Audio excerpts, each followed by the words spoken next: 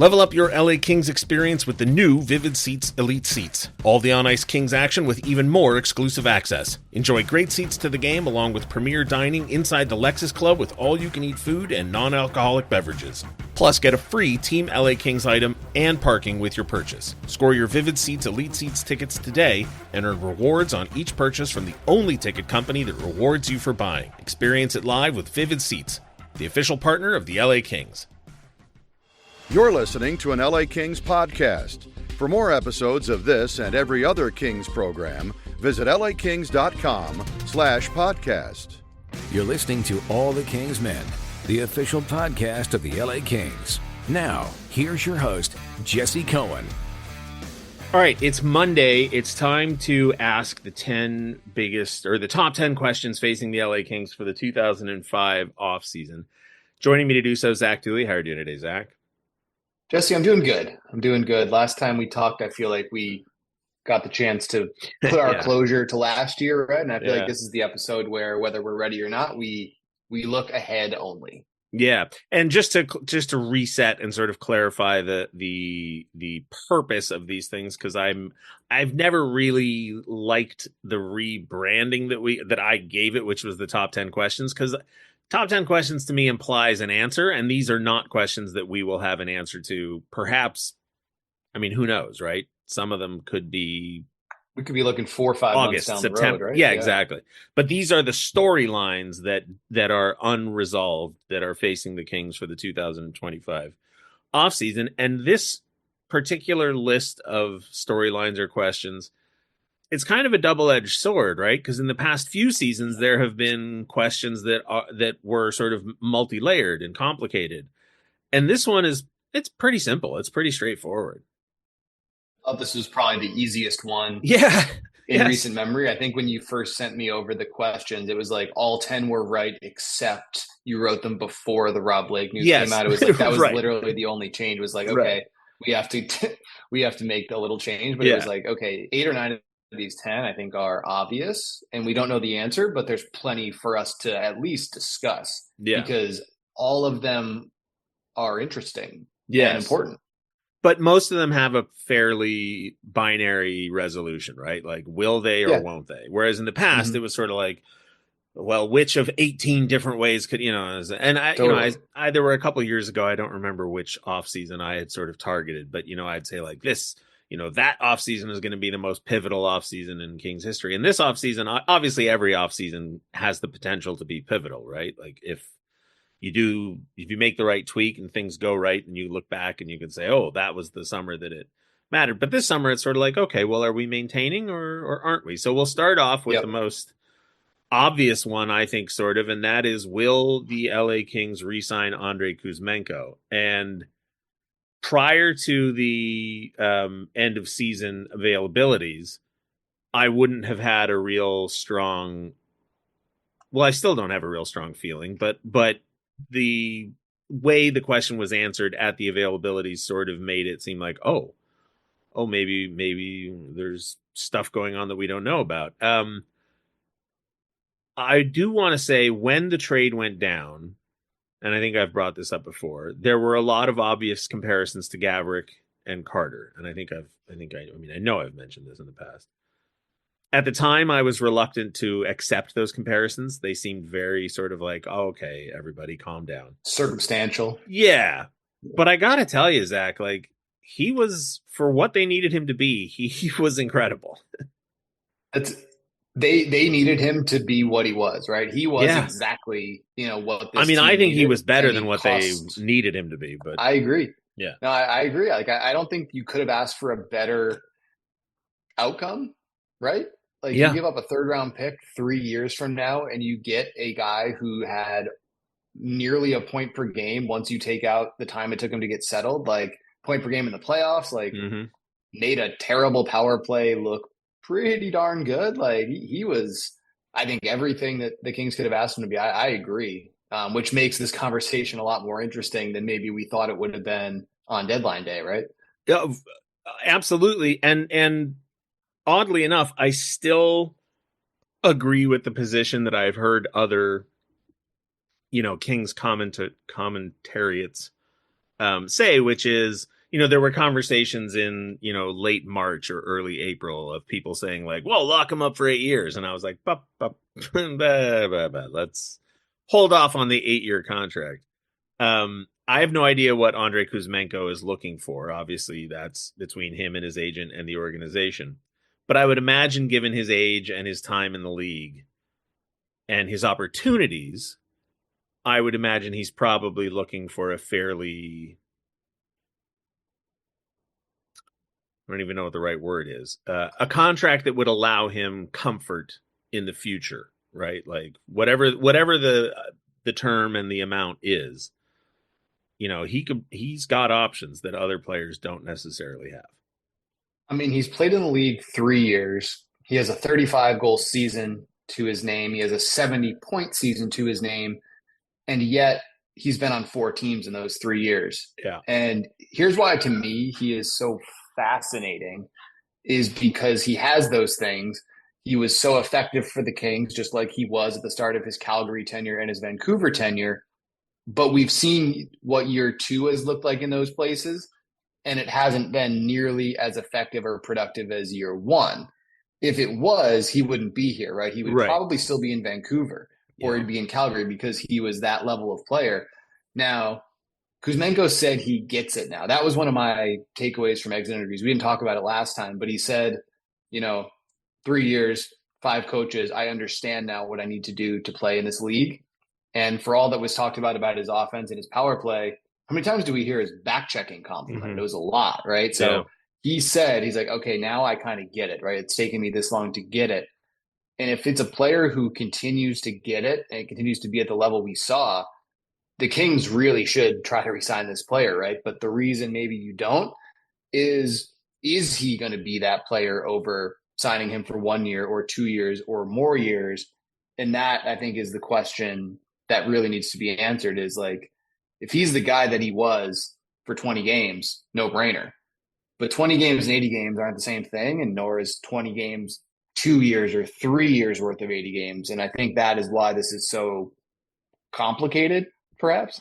It's a tightrope walk of not wanting to say the wrong thing, but I'm going to throw out the KHL angle, because in my mind, there are basically like two types of guys that have the KHL option as a realistic concern when it comes to contract negotiation. One, guys who are at the bottom of their career. And so you don't really worry about it, right? A guy whose choices are to make league minimum in the NHL or try his hand in a foreign league. And if the KHL offers him enough money, well, then, okay, you go and you ply your trade over there. And, we've seen, was it Tony DeAngelo who went over there and then returned after a few seasons? Yeah. The other guy is a guy like Andrei Kuzmenko, who is maybe a second tier type of player, right? And by that, I don't mean it to be insulting. I just mean like, he's not going to be a Mitch Marner if he hits the free agent market, right? Like Mitch Marner's going to get 8 years at whatever, $70 million or maybe more, right? He's going to make a lot of money. Yeah. So make a lot more than that. Yeah. Yes. Well, I was trying to think in my mind of what the max is and then trying to multiply that by 8. I mean, he could be making 80, 90, $100 million. For sure. Yeah. So Andrei Kuzmenko is not going to make that much, but he's 29. He's only 3.5 years removed from playing in the KHL. And even if the money is close, you have that difference where it is his native country, right? Like Matt Roy goes to free agency last summer and you go, okay, well, let's say Matt Roy didn't find the contract he wanted. Well, it's probably worth it to Matt Roy to not, take an extra $1 million, and I'm just totally speculating, but to move to the other side of the country to a place where nobody speaks the language, you're not near your family, you don't, you know what I mean? Like, it's just complicated. Yep. Whereas for players who come from there, well, if it's the difference between earning an extra $3 million and being at home and close to your family, et cetera, et cetera, et cetera. Now, I don't know what the market for a player like that is in the KHL. But on top of everything you said, you have this angle of like, I don't know. And I thought I heard somewhere a rumor that there were offers or that it was an option. So, I mean, I would certainly assume he's got offers, right? Yeah. Like he's a high level player. Yeah. And you have to imagine that even a Vladislav Gavrikov probably has offers. Those type of players, like that's a coup, right? For the KHL to bring a player like that back. Now, I think Kuzmenko will have his a lot of offers, right? NHL, KHL, what have you. Yeah. The only team that can offer him right now in the NHL is the Kings. So they have this 2-month, exclusive negotiation window until you get to July 1. It's just fascinating to me, man. Like, this is such an interesting contract because I really don't know, where it could land. I don't think it's going to be an 8-year deal. Like, you mentioned, I don't think it's going to be that kind of thing. On a shorter term deal, it'd be hard to be like, why wouldn't you want him back? Right. And yeah, absolutely. He was so effective, and it's just that term that I think would be the only thing to give you pause. But I don't know. It's a worthy first question. Yeah, because it's such a fascinating one. Well, and let's tackle this angle of it too, because it's going to apply to multiple players that we're about to talk about. Is a double-edged sword of a guy who does well in a contract year. Because on the one hand, you want your players to do well. But on the other hand, the better they do, the more it's going to cost you to keep them. I don't believe that guys have that ability to just sort of turn the switch on when it's like, oh, it's my contract year, I better overperform, which is the sort of cliche. I just don't believe that is a thing that can happen. It's not like he had 90 points this year. Like, he had 37 combined. Yeah. And I feel like the reason we're having this conversation is because he was so effective with the Kings, right? 17 from 22, 6 from 6, played an all-around game, filled a spot that 10 other guys didn't fill during the year. Good players at that, so there were so many things King specific that worked, but we're talking about 22 regular season games and 6 playoff games. And yeah, it's not even half a season. I mean, it's way less. It's a quarter, right? Like it's such a small sample, but the fit was so good. And that's why, like, there's just so many wildly varying factors with this player that make it such an interesting conversation. Yet here he is. He was one of the 3 UFAs that Luc Robitaille mentioned as like, let's have that conversation now. And that means there certainly isn't no interest. And it seems like there's not no interest from both sides, right? So this is a guy who certainly has I feel like a possibility of coming back. Although, listen, I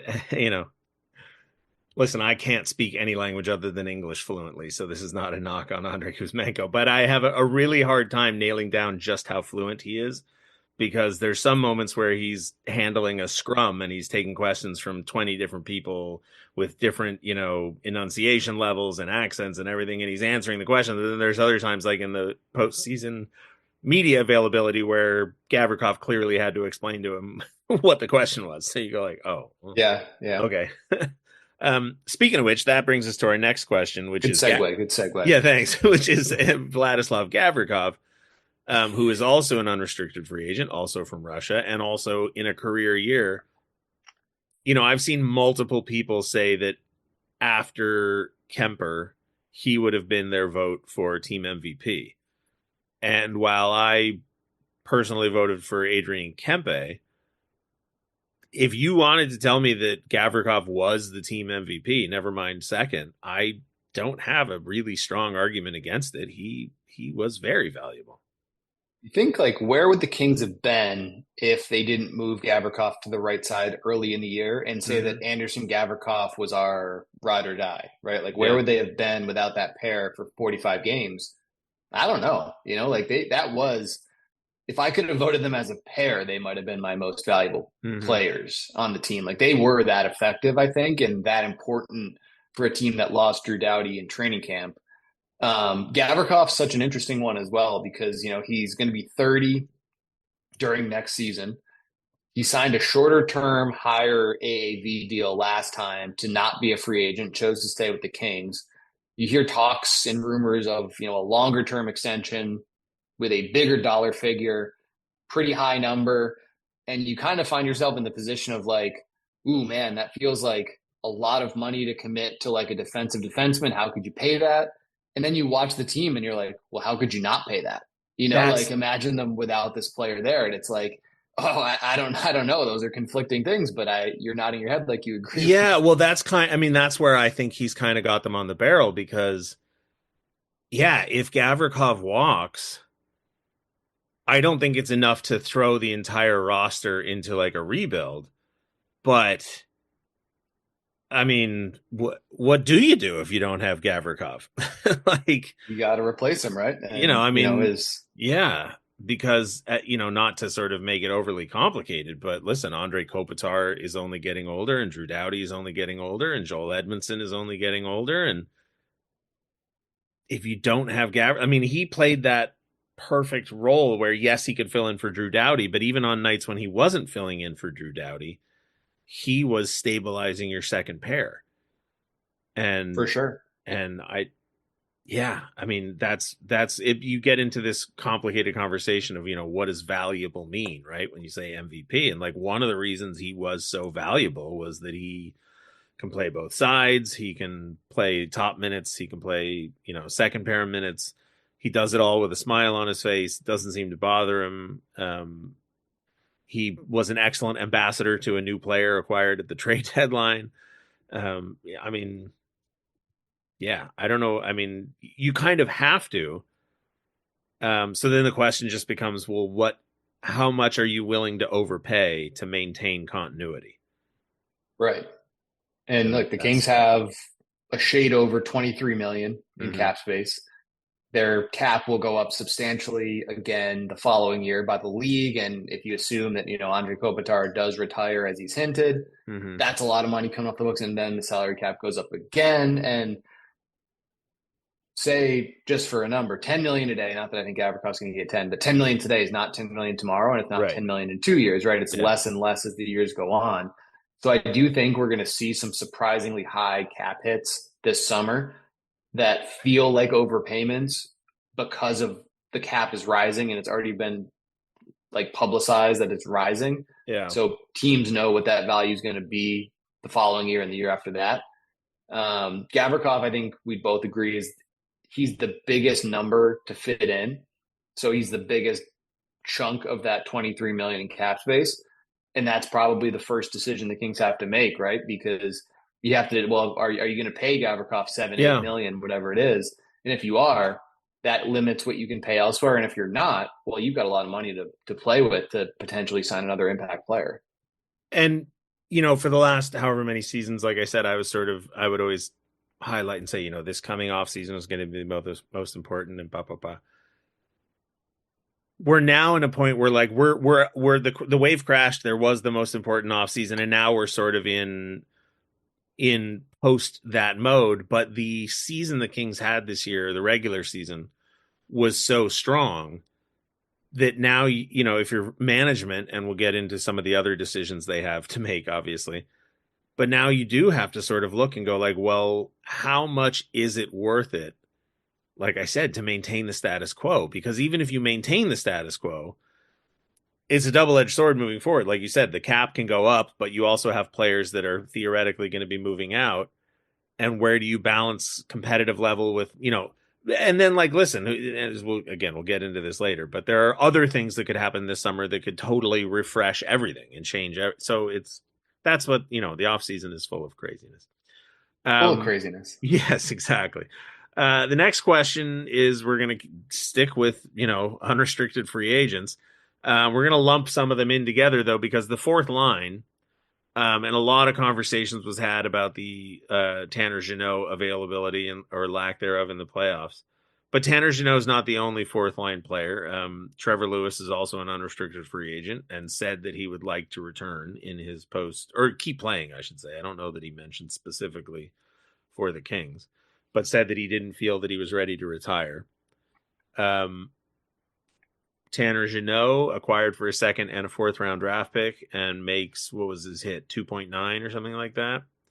Right around there, yeah. Yeah, which is like, I don't like to get too hung up in, cap hits compared to roles and whatnot. But when Tanner Jeannot was acquired, and at the start of the season, the idea was that he would be a middle or a top 9 player. Right. Correct. And the line combinations included him in them.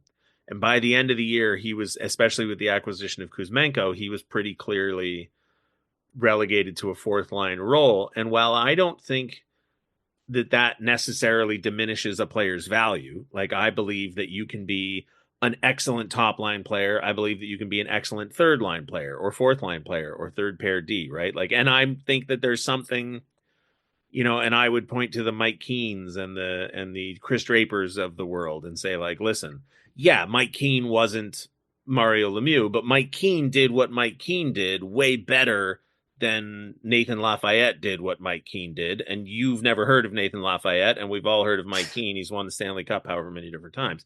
So there are guys who are really excellent in those roles, but the way the economics of the game work out, if you're Mitch Marner, you're going to make more than Tanner Jeannot because what you do is considered to be more rare and more important. And so that's just that.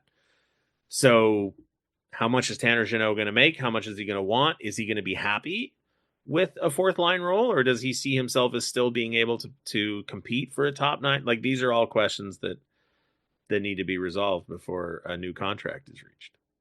You pretty much just said exactly what I wrote, which, which is perfect, right? Like, we're on the same page for sure. And that's the thing, is nearly a $3 million cap hit is a lot for a fourth line player, when you talk about the other needs and players the Kings either have to re-sign or add externally.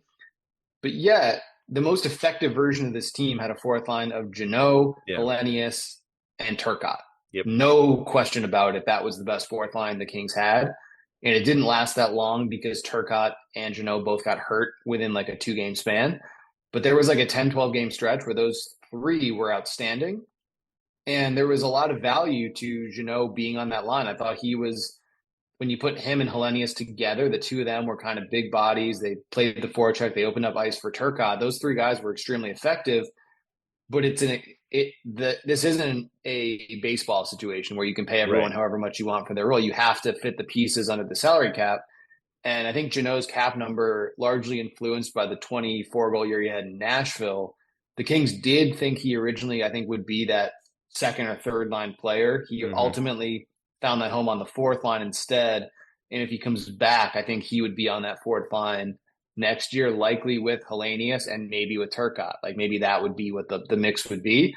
But then, can you get that type of production for $775 from Jeff Malott? Or can you find a guy who brings what Jeannot brings for $1? And that opens up another $1 million or $2 million to spend to retain Gavrikov, or to chase a bigger player, or to make a trade elsewhere. I really like Tanner Jeannot. I thought he was really effective in that role, especially when you put him with Hellenius. And I think that if he's in that playoff series, I don't think that line plays 3 minutes a game. I think they're trusted more. I think he brings a lot of good things, but also, like, man, go get paid. And if that's not in LA, I respect it, because you only get one career and he's earned the chance to get paid. And if the Kings say, hey, our 10th forward needs to be a veteran, it needs to be a guy who plays physical, it's a guy who can slide up in the lineup, like he was pretty effective with Fogle and Byfield at that stretch of the year too, I don't have an issue with it, because I thought he was really effective here. But he wouldn't be my first guy slotted into that 23 mil, right? Because there are big impact players out there, including, Gavrikov and Kuzmenko, and those would be where I would direct my attention first.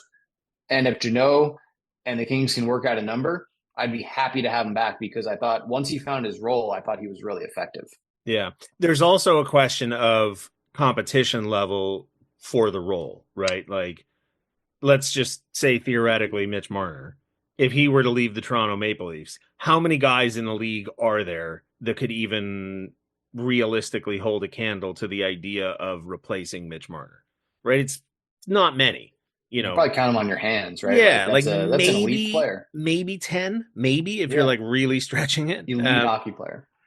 Even if he were to return, Jeannot is fighting with Lee, Hellenius, Turcotte, Thomas, Malott, and anybody else that I'm, not aware of coming up through this. Maybe they don't care about veteran presence. Maybe Tanner, Trevor Lewis does come back. Like, it's tough, right? On the fringes of the roster, because you just have all these extra players competing for your ice time. And if you're making $3 million, well, then that sort of locks you into playing, because what are you doing with the $3 million healthy scratch? Like, that's just not. And to be fair, like, I think he is a step above that competition. Yes, right. I think he's a bona fide every night guy, in my opinion. Yes. But you have to value, right? Like you have Andre Lee, like you mentioned, at 775. You have Malad at 775. You have Turcotte at 775. And you have Hellenius on his ELC. Yep. You know, if you can get close to that level, if those guys take steps, that could be a place the Kings just save money, simply. And maybe that opens up. You could have an entire fourth line making less than Tanner Chenot did last year. For sure, right? If you have, say, Malat, Hellenius, Turcotte, mm-hmm. and they all have another year under their belts, like I could see that being a pretty effective fourth line, and not one of those guys makes $1 million. Yeah, right. Yeah. All three of those players that we've talked about so far, Kuzmenko, Gavrikov, and Jeannot, all sort of like if all of them come back, okay, status quo, retained. If all three of them leave, all of a sudden the team, like I said, I don't think it's enough to toss the entire concept of a rebuild out there, but all of a sudden the team starts to look very different. Certainly does. And now you're sort of looking at the amount of cap space you have with the holes that you have on the roster and going like, well, is it time to make a completely different shift? And one of those shifts that I don't know that sort of gets talked about a lot is going to take us into our next player, and that is how much is Alex Laferriere going to make? And the reason that I sort of throw it out that way is because if your status quo is maintained 100%, we know precisely where Alex Laferriere fits in the lineup, and we know what his role is. Yep. If you do go big game hunting, he becomes one of the players who's at risk of really competing for a spot, and having his role redefined, which I think, to be clear, I think he would be fine with. But, he has sort of established himself, especially over the second half of last season, or the season just completed. Fiala, Byfield, and Laferriere playing with two fast, hyper-talented players who can do things that he can't. And I hope that's not taken as a knock on him. And he becomes the sort of the play extender, right? He's the guy, the puck retriever. He's the guy that does all of the little things that don't necessarily show up on the score sheet or the highlight reel. And he's real good at it. Yeah, I think I maybe think a little more highly of him than that. Like, I think he's going to score 25, maybe 30 goals multiple times. I think very highly of Alex Laferriere. I think he's going to be – he had 19 this year. I think that's a step, but I don't think it's close to the ceiling. But I think that he's perfectly capable of being the player that you described, because that's what he can do. I think he could fit on any of the four lines the Kings have with any two dudes and contribute. I think if you asked him to be like a complementary piece on the first line, he could do it. If you ask him to be a play driver on the third line, he could do it. And I think he would be just as effective in both roles, even if his numbers might vary on them. Like if you put him with Moore and Danault and said, go check, I think he would be really effective. Yeah, no, I think, agree with that. And if you put him with Fiala and Byfield and said, hey, you guys are now our first line, I think he'd be really effective. So I think really highly of him. I think he could play so many different roles, so many different positions, and be a good player. But I think his deal could go a variety of different ways, because if you're a young player and he's a restricted free agent, and someone mentioned this to me, he's a 10.2 free agent, which means he can't be offer sheeted. Because of his service time, he is super low. So he's like Kings or bust. Right. So do you sign, right? It's an important distinction. That's excellent for the Kings, because he's the type of player whose deal might reflect the expected role that he'll play. If he's going to be the line mate for Byfield and Fiala to start the season, and he's looked to score in the neighborhood of 20 to 30 goals, well, that's a much bigger contract than a guy who's playing a checking bottom six role, right? Like, agreed. Yeah. And so the fact that he is RFA, and all they have to do, quote unquote, all they have to do is qualify the contract, and then you buy yourself an extra 3 months to negotiate, which means you can wait to find out what happens in the rest of the summer before you. That's. And if you're the player, right, you have so many different options. Like if you're him, you could say, if he sees himself the way that I described him, as he's going to score 30 goals, take a short-term deal, go score 30 goals and get paid in 2 years when the cap's even higher. Yeah, right. Or like, if the Kings offer him a longer-term deal, you're going to get paid more up front, which is more security. You might cost yourself a little bit on the back end. It's such a thing to weigh, right? It was what we were talking about with Byfield last year. Like, the cap hit's going to be lower if he takes a 1-year deal or a 2-year deal. It's going to be higher if he takes a 6 or 7-year deal. And there's like pros and cons to both, I think. Like, do you take the security or do you kind of bet on yourself, knowing that he's going to be a King likely either way, because signing a 2-year deal is not going to bring him to unrestricted free agency or anything. And of course, the part that never really gets talked about in these, get paid now or get paid later debates is like, if you get paid enough that you have extra money lying around, which, to be clear, anybody who gets paid a National Hockey League contract does, right? Because we're talking about a lot of money. You should be able to find a way to make that money work for you and make more money from that money.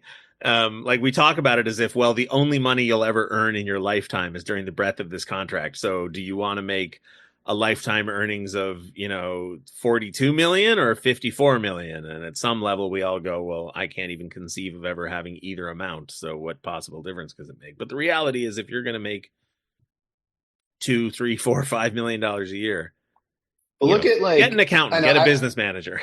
I don't think Alex Laferriere is Adrian Kempe. No, but Adrian Kempe cost himself a lot of money. Sure. Like, he was coming off 130 goal year. He signed at his current deal, which was 5.5. Yeah. Had he waited another year, his contract would have been like 8 or 9, I think. Yeah. So you're probably right. And I don't think it's that drastic with Laferriere, but that's just like the one I go to is like, he took kind of the didn't bet on himself approach. Right. Didn't wait till he had a career year. Had his one big year, 35. Yeah. But now, if you sign Adrian Kempe today, or the Kings can on July 1st to an extension, like, it's going to be a heck of a lot more than that number. It's wild that I think about it now. We could have included will Adrian Kempe sign an extension, and it's not on the list. On there, right? Yeah, but it's not on the list. But that is definitely out there. Adrian Kempe could sign. I almost think that should be question 5. Like, yeah, well, I mean, feel like that's a bigger question than how many picks will the Kings make at the draft, right? Yeah, well, the next one is the goalies, but it definitely is. Yeah. Huh. That's funny. So the next question that I have down is, who will the goaltenders be next season? Which is just a backdoor way of asking, will they bring back David Riddick? Because obviously Kemper is under contract. But then floating out there in the ether is the fact that Eric Portillo had a solid season in Ontario before he got hurt. He had 1 win in the National Hockey League playing for the Kings. And then Carter George and Hampton Slakinski appear to be in competition for who can one-up the other on accolades earned within the world of, collegiate and junior hockey, to the point where, like, I wouldn't expect the Kings to go with either one of them as a backup. I just think it's far too early, and neither of them. Of course, no. To be perfectly clear, it ain't gonna happen. But it'd be pretty awesome. it would be. I mean, it would be amazing, and it's not outside the realm of possibility. Yes, it is. Who's the last 19-year-old who's played a full year in the NHL? And Harry Price, maybe? I don't remember. Like, I get it. I'm putting the cart way in front of the horse, and there are a million things that would have to break wrongly for it to happen, right? Because there would have to be a number of other things go the way that it would need to go. So, I mean, I don't think it's not gonna happen. But Eric Portillo remains an option. David Riddick does not have a contract. The Kings could go and, like I said, it's all about status quo or not status quo. I imagine Darcy Kemper will be the starting goaltender at the beginning of next season, since he's a Vezina finalist. But he did miss some games this year with an injury, and who knows? Maybe the Kings maybe they don't want to push him too hard the way they have pushed other goalies in recent memory. Maybe they want someone who can share the burden. I think that the Kings will sign at least one veteran goaltender, personally.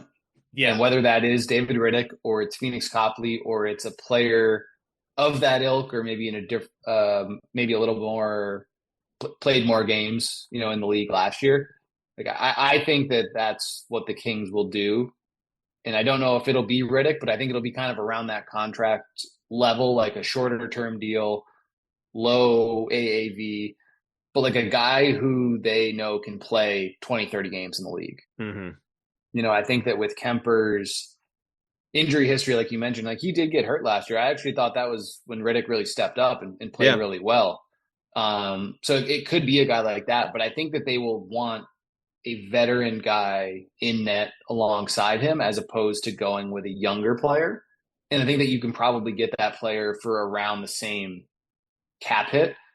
A lot of guys who I think are out there who you could get on like a 1-year deal who could fill that role and is comfortable playing that many games in the league. And whether that is David Riddick, who had a really, really good 23-24 season, or somebody else.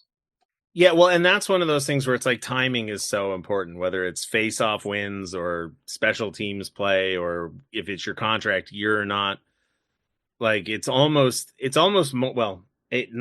is more important when you do something than it is how frequently you do it. Because if David Riddick's career, contract were up last season, well, I guess it wasn't it? Yeah, I mean, he signed a 1-year. Yeah. But if he deal, replicated right? the numbers that he had last year, I suspect that, it would be a much easier conversation. But then Kemper came in and put up a Vezina finalist season.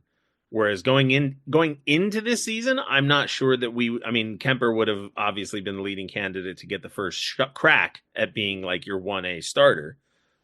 But given how much time we'd seen the Kings split the net in previous seasons and, the resumes and it was like, all right, well, we'll see. And, Phoenix Copley was out there in the ether and like, all right. But then Kemper obviously grabbed the bull by the horns and, became the Kings de facto start. He's the starting goalie and he will be to start next season. So, yep, I think so too. It just becomes, and look, not that David Riddick made a huge contract, and I don't think he'll be demanding one this offseason, but to your point about maintaining that cap space. So anyway, it's on the list, although I think will they give Adrian Kempe a contract extension might have been a more interesting. Well, we touched on that anyway, so we'll call it the 10.5 Yeah, there we go. Right? Perfect. I would love to see that one come together personally, if we're gonna work that one in. An Adrian Kempe extension before July 1, like you said, team MVP type player. I think everyone here would love to see him extend long term. And I think that he wants to. Now, I made the mistake of reordering the questions that I wrote down without actually changing the numbers on them. And then I switched tabs. And so now I'm looking at the list and I'm like, oh no, they're not on the right order. I think what I've got next is how many picks will the Kings make at the draft? And we could have been better here. We could have been better with this list, I think. But you know what? I was away all weekend and you got your stuff going on. So you know what?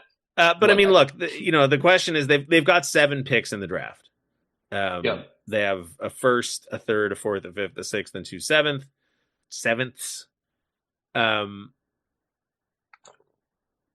It's in LA, but it is also what's the phrase that we're using for it? Non-centralized, decentralized draft. So I don't know if there's as much, not that I think it would have necessarily mattered, but the fact that it's in LA, does that add anything to the importance of like, well, it's in our market. Do we need to be a story in the draft, during the draft, whether that means trading picks or acquiring picks or I don't know.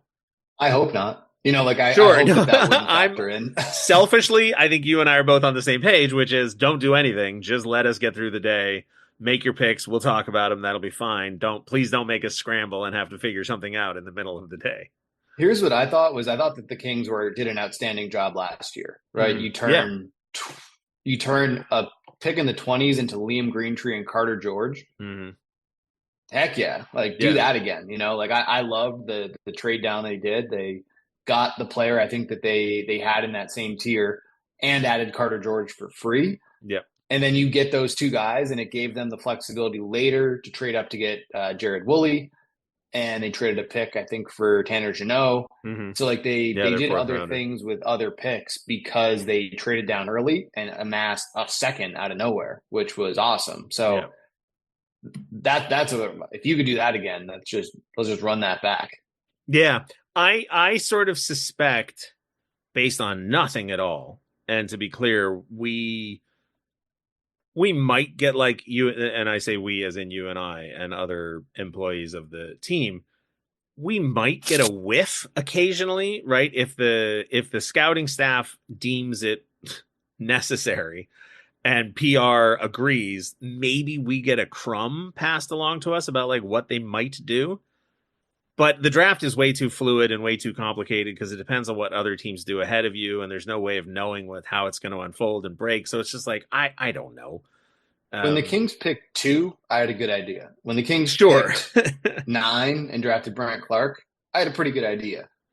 When the Kings picked 25, who knows? Is there way too much, way too many things that could happen. But even when they picked 8th and took Bryant Clark, and I'm going to try not to pull the curtain back too far, you and I had a sense of where it might go. There were a couple of options on the table that were pretty clear. But I was, for reasons I won't go into, I was convinced they were going to take Wallstedt at 8. And they didn't. I was wrong. They took Clark. But yeah, at whatever pick they have, and I don't even think we know what pick we have yet, right? Because the playoffs haven't been resolved. I don't think it has been finalized. Yeah, so it's somewhere in the 20s. Yeah. And who knows? The fact that it's in LA, like I said, I just have a hunch that means that they will want to not be a story, but will want to be featured as frequently as possible. And that means keeping your picks, basically. Unless, just throwing this out there, unless you can trade the first for a huge swing. But I mean, I can't think of any. So anyway, the draft is going to be complicated. And of course, I'm the lunatic who wants it done away with anyway. So it's whatever. That brings us, I guess, to the next one, which is, will the Kings make any big trades? Like, I think the Kings will make a trade that we would consider to be notable. Mm-hmm. I don't know which direction it's going to go, but yeah, I do think that the Kings will make at least one move. Maybe not quite as big as Pierre-Luc Dubois for Darcy Kemper. Sure. Which was like, holy crap big. But like, I think the Kings will make a trade that is notable on a league level. Last season, aside from the Dubois for Kemper trade, they traded 2 draft picks for a roster player. Totally. That's significant. It's sizable enough, and nobody, wasn't thinking when they went into the draft. I think they had 6 picks heading into the draft. And yeah. I assumed we'd come away with 6 players. Well, we came away with 4 players and a roster player. Yeah. So and that's a player in a round that the Kings didn't have a pick in entering the day. Yeah, exactly. Moved up or moved down, I guess, from the first. But to get Carter George. So trades are possibilities. And then the free agent question is the next one, obviously. And that one is like, I have it written down as a splash, but the reality is, even if there's no large unrestricted free agent signings, every summer, every team makes at least half a dozen signings because you need to fill out your depth. You need to, secure players that are going to probably spend the bulk of their season for your AHL affiliate. And like, let's not be overlooking it. Like, Jeff Malott was an unrestricted free agent 100%. signing during a summer and wound up being a playoff contributor. So those signings, even if you think in your mind, oh, well, they're insignificant. Well, that's not always the case. 100%. And, the biggest name out there is obviously, you mentioned Mitch Marner. There are a lot of very good and very serviceable players available this summer, a lot of older players, maybe at the end of their career, who might see the Kings as a chance to find some playoff success. There are the bargains like the Malott type players who are out there. The Kings will certainly make multiple signings, right? It's just a matter of In their case, I think it's the questions we've already been talking about that will influence just what they will do. What happens with Gavrikov? What happens with Kuzmenko? What happens with Janot? Do the Kings make any trades, either incoming or outgoing, that impact their roster and their cap space? So a lot of factors that go in, but the Kings certainly will sign. They'll sign some dudes. And it's funny because this feels, and maybe I'm misremembering, but it feels to me like the Kings don't have a high number of players who are going to unrestricted free agency. It's just that they are, in my mind, load bearing players. So it's like, okay, if Gavrikov doesn't return, well, now you have to decide how much money you want to spend to replace what Gavrikov brings to the team. And if you do keep him, you have to decide how much it's worth it to you to keep him, knowing full well that those decisions will impact how much money you have to spend on other players. So it's, like I said, lower number, but maybe more complicated math. And maybe every free agent summer, I reset my memory and don't remember what it felt like in previous years. But yeah, and I think that like 2 years ago, right, the Kings, we knew they had no money because they acquired Dubois, and they went in, like, if you made $1.5 million, you were too expensive for the LA Kings. And they signed Cam Talbot on a good value deal. They signed Lewis. They signed Riddick. Mm-hmm. Like, they brought guys in who fit a very clear salary structure. Like last summer, it was a lot more unknown. Like the Kings had money to spend, and they brought in kind of that second tier free agent, the Fogels, the Edmondson. Mm-hmm. Like those were their two big additions on July 1. This year, I think that the Kings could be more in the big game hunting category if they want to be, or if the players in that category want to be LA Kings. But we might have said that going into free agency in 23, but then the Kings acquired Dubois, right? So it's like there is so much that could happen between now and the season that, like, the Kings had a lot of cap space in 23, but then they gave $6 million to Gavrikov and $8 million to Dubois, and all of a sudden they had no money. Yeah, well, the Dubois thing was a funny thing to the roster because it was a trade, but also they acquired him and then signed him to an extension. And signed him, so it became. I guess Winnipeg signed him and then he was acquired. They basically did that. Yeah. Whereas like the previous summer, Fiala was brought in, and did Fiala same thing? Did he? He was signed. It was basically it's either a sign and trade, or they traded for him and then signed him. But he signed a 7-year contract upon the trade for a sizable cap hit. Yeah. So it's one of those. And last year you had Roy and Lizotte and Arvidsson leaving, so you had players going out that freed up, and you sort of knew that they were probably on their way. Well, I guess we didn't know with Matt Roy, but. It certainly kind of felt like it by the end, right? Like that the Kings were replacing those players. Yeah. They weren't bringing them back. And this summer, it's like there's a lot of money, right? There's a lot of money out there to where the Kings could go and sign any player out there for the maximum that player would command. If they wanted to give Mitch Marner $20 million a year, I don't think they will. That's crazy, but they could. Yeah. They can until they can't, I guess. So I think that the Kings are well positioned, I would say, to be in the free agent market. Further complicating all of the storylines that we have already touched on is the fact that we don't yet know who the person responsible for steering this ship is going to be. And I don't know, like, obviously, so we're talking about the general manager. The next question is who's going to be the Kings' next general manager. And I have no idea who the next general manager will be. I have no idea what the working dynamic will be between that general manager and not just Luc Robitaille and, the other people above him, but like if the new general manager comes in and wants to establish a different working relationship with the Mark Yannettis or the Glenn Murrays and Nelson Emersons, if it's not one of them, to be clear, they are candidates. Last year, we've talked about it already. The Kings traded down from their pick in the first round and acquired a second round pick that turned into Carter George. We heard from Mark Yannetti that was something that Rob Blake had previously been reluctant to do, but he finally acquiesced and allowed Mark Yannetti to do that. Well, who knows, what the new general manager will think about that sort of thing, right? And that's just one possible angle of how the general manager will do their job. And like I said, to be clear, it could be an internal hire. It could be a promotion of one of the people I mentioned. It could be an outside hire who will have to learn how to negotiate working within a structure that has like, and I mentioned this somewhere the other day. Yes, Rob Blake was named general manager in 2017. And yes, Lou Robitaille absorbed the role of president of hockey operations along with his already existing role of president of business operations, which he had held, I think, since 2006, maybe 2007. But a lot of people in this organization have been around since 2006, 2007.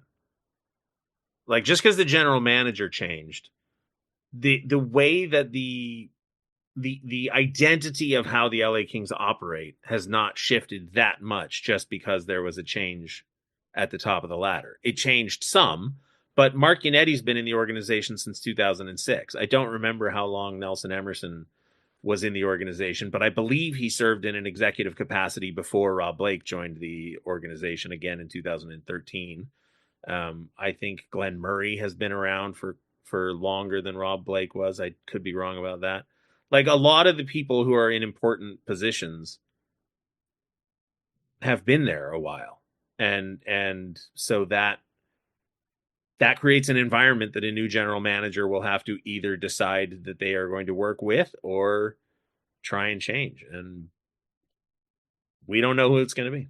I just made a goofy face and threw my hands up for those. Your classic emoji that you like. Yes, exactly. Yeah. So I can't speak to most of that, right? Like I didn't work here, well before my time. You talk about internal candidates. The only external candidate whose name I've seen is Ken Holland. Obviously, Detroit and Edmonton, Pierre LeBrun and Elliot Friedman both reported that name as having spoken, with the Kings. Other than that, that's the only guy that I've seen. Obviously, he's got quite the pedigree coming in for what he brought the Oilers, to a game of the final, and he won quite a bit in Detroit. That's the only name that I've even seen out there. And that's a guy who I'm sure would have a ton of influence. You talk about things maybe remaining the same. That's a guy who might be able to shake things up with how things are run. But at the same time, it's May 11th and we're recording. The Kings don't have a GM and they can't just sit and wait either, right? Like their business isn't just waiting either. Like if they wanted to go out and sign Kuzmenko and they agree, it sounds like the people who are here right now are willing to do that if they want to. Now, I would hope, it's already been a week, so the Kings are putting some due diligence towards the process. Hearing an external candidate, I think, is good, that they're expanding outside the walls and looking at different names. That's good. Not sure how long this will take. Will it be another week? Will it be another day? Will it be 3 weeks? I would hope that the Kings will do their due diligence and select the person who they think is most capable, whether that be internal or external. It's funny because this is question 9. Yeah. And it kind of impacts the previous 8. Yeah. In a lot of ways. I mean, it does, all of them. But at the same time, it's like, it's such an unknown compared to like, will the Kings resign Andrei Kuzmenko, that it's like, we have the least to discuss. Right. Like this is most of the things we've talked about are essentially binary propositions, right? Will they bring back this player or won't they? Will they make a trade or won't they? And obviously there's an infinite number of potential trades or free agent options. And we know that there will be, some free agent and trades. But the general manager is like, well, we know they need a new one. And the question is of who could it be? It could be anybody. It could be Conan O'Brien. Like, it won't be, but it could be. Well, it probably won't be Conan O'Brien. But the point is, like, yes, the major hockey news personalities have all confirmed, the name that you mentioned, and there's obviously the internal candidates that make the most amount of sense. And to be clear, even the names that make the most amount of sense don't make the most amount of sense to the same people. Like, I have talked to people who think that certain people on the list are shoo-in candidates, and I just sort of shrug and I go, like, I can't see that ever happening. I understand why their name's on the list. I just personally don't see it ever happening. And if you ask 10 people, they might have 10 names. Someone might say, you know what? it's Martinetti's time. Some Right. might say Mark Bergevin has quite the resume. He's here. He should be it. Some people might say it should be no one internal. We need a different voice, and a Ken Holland makes sense, or as someone else outside. Maybe someone wants a first-time GM, right? Like a high-level assistant GM who's never been in that role. You know, there's people like Mike Futa. Like people like different people. Yeah. So you're spot on, right? Like the name that makes sense to me might not be the name that makes sense to you, might not be the name that makes sense to other people. We all have our own opinions on what the Kings should do. And that's why there's just a lot of ways it could go. Yeah, to be perfectly clear, and I want everybody to remember this. The names, there are some names that I would absolutely choose for totally selfish reasons.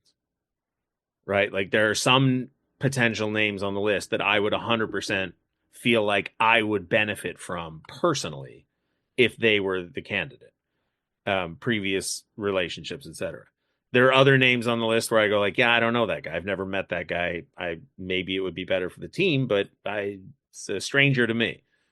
That dynamic exists within every person who has ever said anything about the role. Exactly. Yes. So just bear that in mind.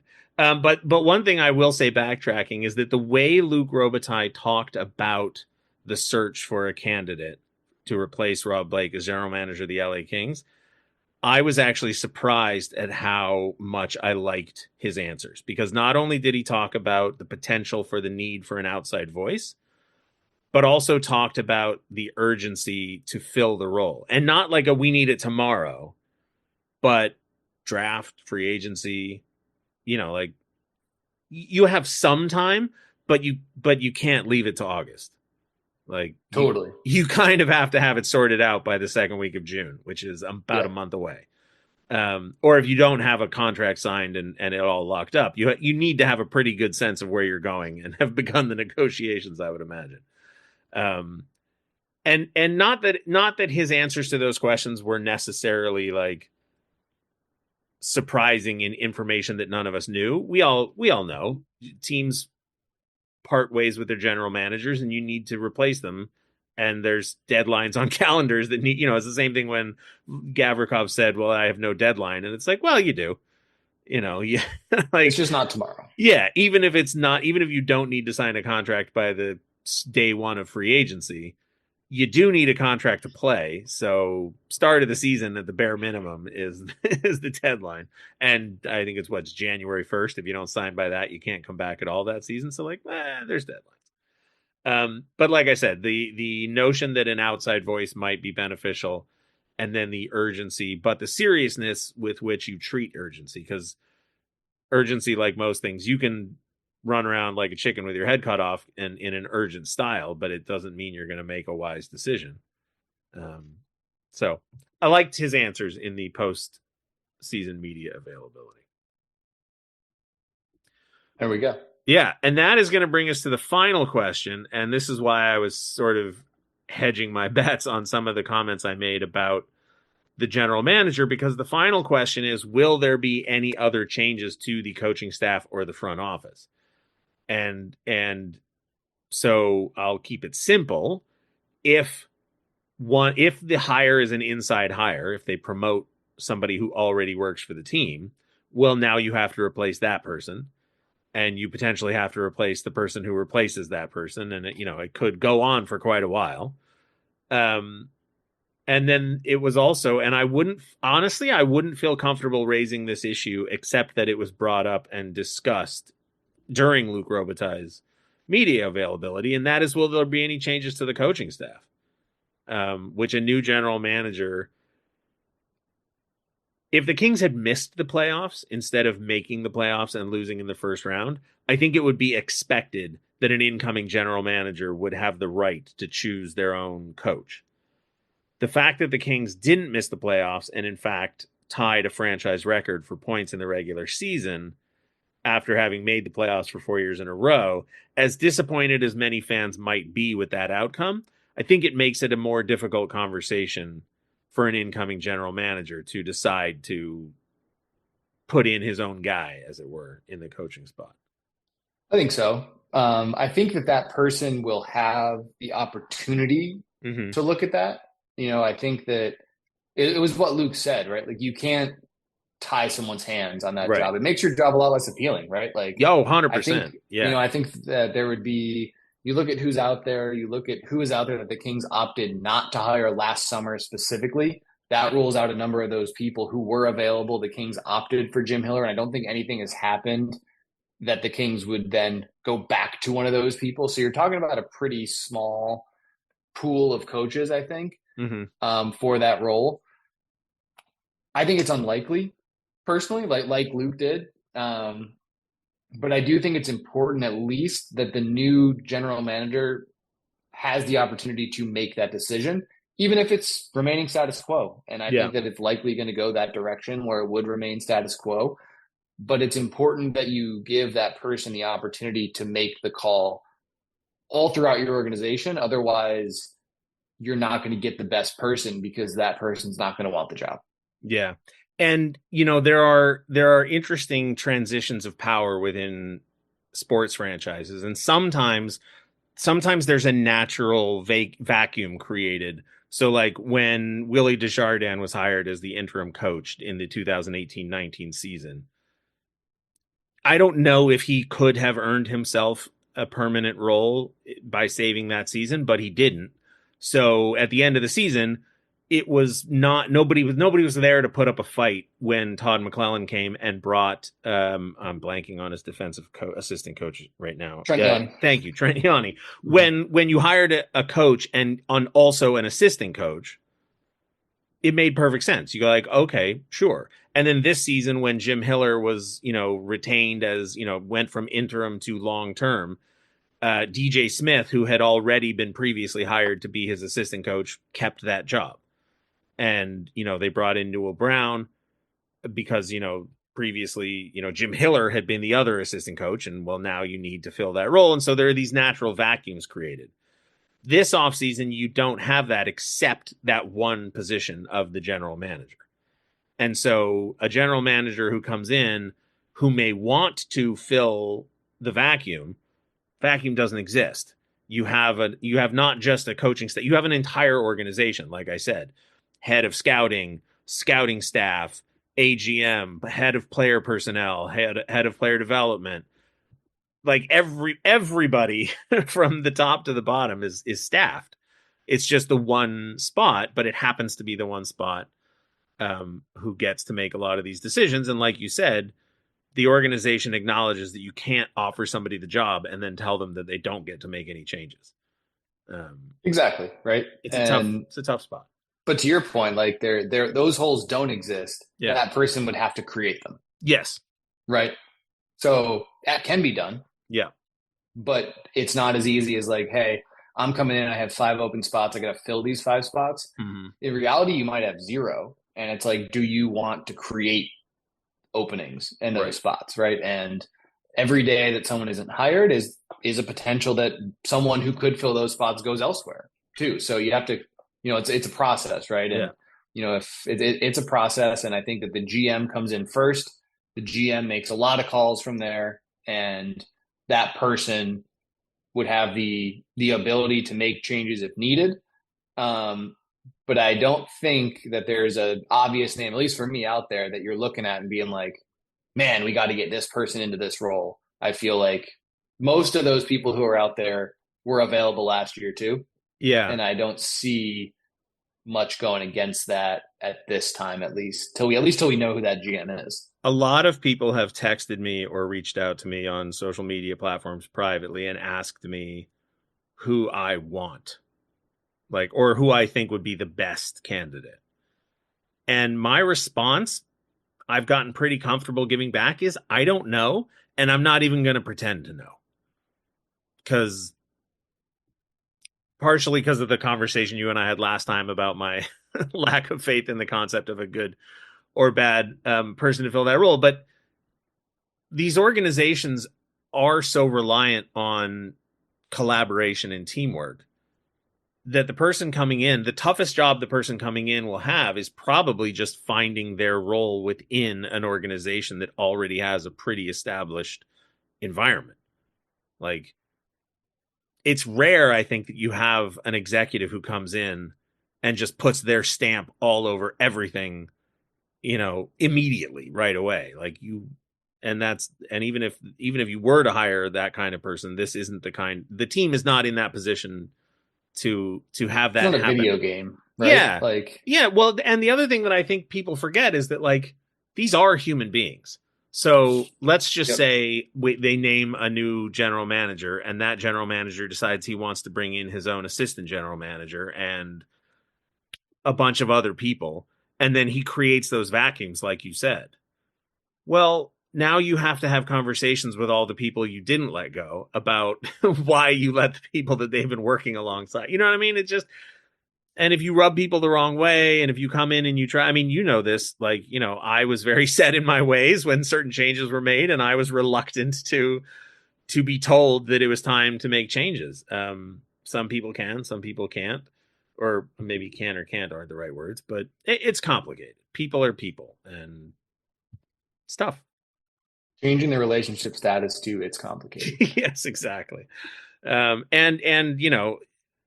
part of the urgency that Lou Robitaille talked about is that when you hire somebody to make these decisions, you have a little bit more leeway. Like, you hire a new GM, you need a GM for the draft and for free agency. And yes, he's got a little bit of time to make the decisions about his staff and what it looks like. But listen, Dev Camp is 3 days after the draft, 4 days after the draft, whatever the calendar winds up making it.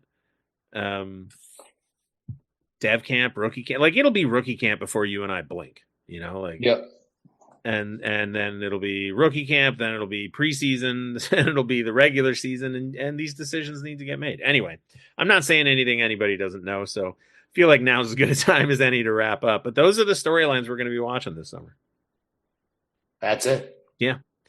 And the Adrian Kempe contract extension. 10.5 questions. And I suppose technically Anze Kopitar is also capable of signing an extension on July 1st. It is not believed that will happen, but I mean, it could. It absolutely could. Okay, Zach, thank you for joining me as always. Thank you for having me, Jesse. And Kings fans, we will begin our summer programming any day now. We got it all mapped out. We've left in room to address some of these things that we talked about. So eyes and ears open, and here we go, another offseason.